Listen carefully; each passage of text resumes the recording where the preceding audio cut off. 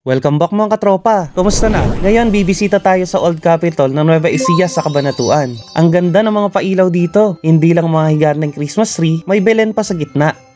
Tara, simulan na natin ang ating Paskong adventure. Wow na wow talaga. Ang ganda ng mga ilaw dito. Parang ang buong lugar ay nagliliwanag. Sobrang liwanag talaga. At ang Belen sa gitna, nagbibigay ng karagdagang kahulugan sa pagdiriwang ng Pasko dahil nga sa kapanganakan ng ating Panginoong Hesukristo. Alam nyo ba na ang Old Capitol ng Nueva Ecija ay tinayo noong 1882? Matagal na panahon na ang lumipas, pero ang gusali ay nagpatuloy sa pagiging sentro ng kultura at tradisyon ng probinsya. Ang ganda at nakaka-relax talaga. Christmas na Christmas ang vibe. Tsaka marami nagse-selfie ng mga bata. Dagdag mo pa tong cute na snowman. White Christmas nga pala ang team nila this year. Pag may ganito nga palang decoration na, alala ko tuloy yung Singapore.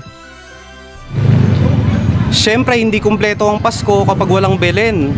Dahil siyang pinagdiriwang natin tuwing Pasko. Ang pagsilang ni Jesus Christ sa Bethlehem. Yung mga tatlong hari. Ito pa isa. May dala silang regalo. And this is Joseph. There's an angel, tsaka ito si Mama Mary.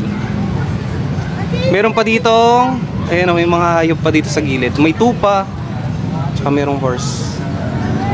At katabi nga rito, yung karwahe ni Santa Claus.